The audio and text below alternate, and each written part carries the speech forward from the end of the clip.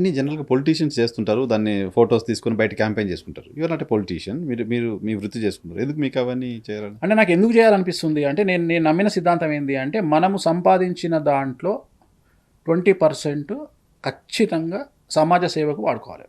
మ్మ్. అది జనాలు చెప్పినా చెప్పకపోయినా, మ్మ్. నేను జనాలకు చెప్పినా చెప్పకపోయినా. ఇప్పుడు ఉదాహరణ మా ఇంట్లో మా వంట మనిషి ఉంది. మ్మ్. మా వంట మనిషి వాళ్ళ నాన్నకు మన హార్ట్ ప్రాబ్లం వచ్చింది. మ్మ్. ఇమీడియట్గా మా ఆవిడ ఒక 1 lakh ఇచ్చింది. మ్మ్.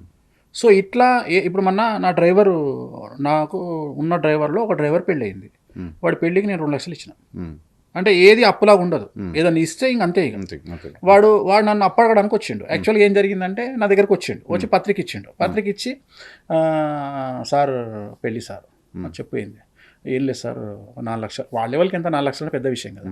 ఒక 2 లక్షలు ఉన్నాయి సార్, ఒక 2 లక్షలు అప్పు తీసుకుందాం అనుకుంటాం సార్. ఎక్కడి రా అప్పు అంటే చూస్తున్నా సార్, ఇంకా ఎక్కడ అప్పు తీసుకోవాలి సార్ అన్నాడు. మ్మ్.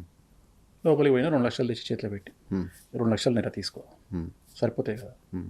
సరిపోతాయి సార్, ఎప్పుడు ఇవ్వాలి సార్, మ్మ్. తోలు బలుగుతుంది. నేను అడిగినా, నేను మ్మ్. నాకు ఏమి ఇవ్వకు, మంచిగా పెళ్ళి చేసుకో, మ్మ్. ఎంజాయ్ చేయి ఇట్లా. మ్మ్. అంటే నేనేమంటా అంటే వేరే వాళ్ళకి ఇచ్చే బదులు మ్మ్. కష్టాలు పడే వాళ్లకు, మన వాళ్ళకి ఇస్తే, మన దగ్గర పనిచేసే వాళ్ళకి డబ్బులు ఇస్తే చాలా హ్యాపీ ఉంటుంది. మ్మ్. ప్లస్ ఆ కిక్ వేరే ఉంటుంది. మ్మ్. అంటే ఆ కిక్ మనకి ఇచ్చే కిక్ వేరే ఉంటుంది.